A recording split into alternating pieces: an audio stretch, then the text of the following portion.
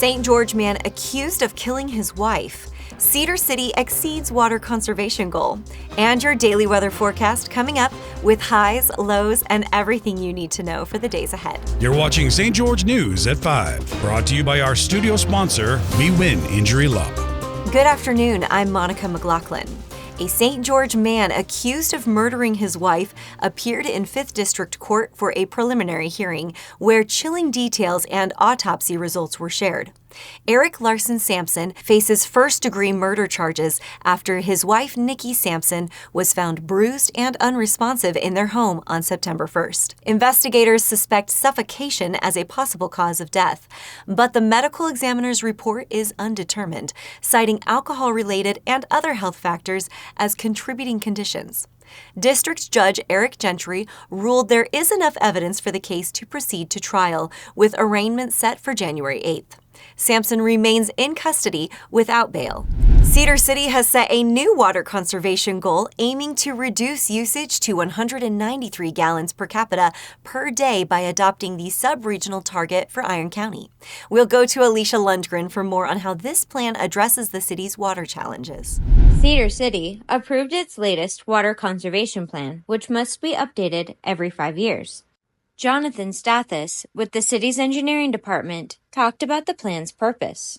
Of course, the main purposes for water conservation are, one, to reduce overall water usage. We all know about the groundwater management plan and the issues we're having with the water levels in the aquifer.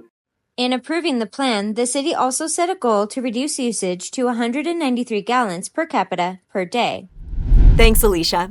Congresswoman Celeste Malloy has been appointed to the influential House Appropriations Committee, where she will help determine federal funding priorities. For more on what this means for Southern Utah, here's Maury Kessler.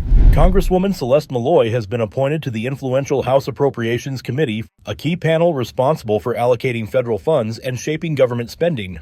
Malloy expressed gratitude for the opportunity and emphasized her commitment to passing a fiscally responsible budget and addressing Utah's priorities. She told St. George News in an email that this role provides Southern Utah and the state overall a voice in major funding decisions affecting areas like water, energy, rural infrastructure, and local projects. The Appropriations Committee drafts annual federal budgets, monitors fund usage, and manages supplemental appropriations for emergencies. With bipartisan membership, the committee has significant influence over defense, education, healthcare, and more, shaping policies that impact all Americans. Thanks, Maury. Now we'll take a look at your daily weather forecast brought to you by Casablanca Resort and Casino. In St. George, it's currently 59 degrees with clear skies expected tonight and a low of 36. Tomorrow, we'll see plenty of sunshine with a high of 64 and another cool low of 34. Over in Mesquite, it's a gorgeous 67 degrees right now. Tonight, temperatures will drop to 41, and tomorrow brings more sunshine with a warm high of 71 and a low of 39. Up in Cedar City, it's 51 degrees this evening. Overnight, expect a chilly low of 30, and tomorrow, partly cloudy skies with a high of 60 and a low of 33. And now let's check in on the start of Region 9 basketball. Here's Aaron Crane with your local sports update, brought to you by Stephen Wade Auto Center.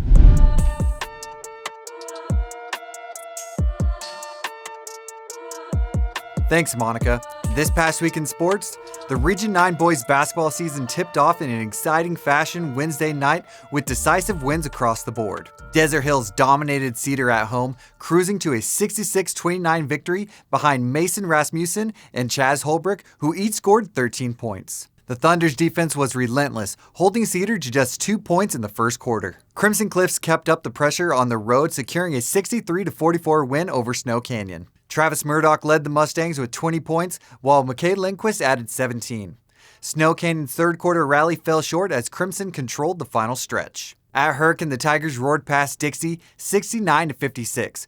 RJ Hurst scored 19 points for Hurricane, with Brigham Kemp and Tylen Gubler combining for 27. Dixie's Tyson Forsey led all scores with 23 points, including a late surge, but it wasn't enough to close the gap. Region 9's girls basketball tipped off Tuesday night with 3 thrilling matchups. Snow Canyon made a statement on the road, cruising to a dominant 76-27 win over Crimson Cliffs, fueled by senior Olivia Hamlin's 26 points.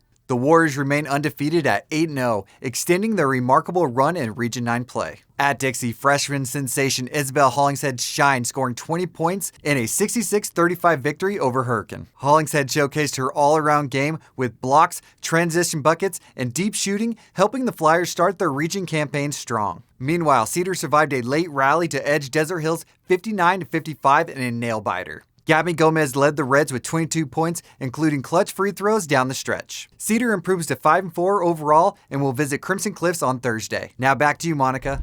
Thanks, Aaron. Now let's head over to Sheldon and Amy for your favorite weekend adventure guide. That's right, so many great events happening this weekend, starting with a family tradition. It's the Run Reindeer 5K.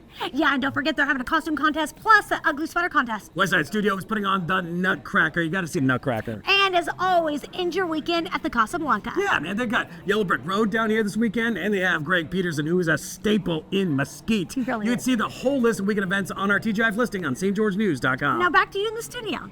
Thank you for watching St. George News at 5. To learn more about our studio sponsor, We Win Injury Law, go to wewininjurylaw.com. I'm Monica McLaughlin with St. George News, your #1 source for local news. This has been St. George News at 5, brought to you by We Win Injury Law.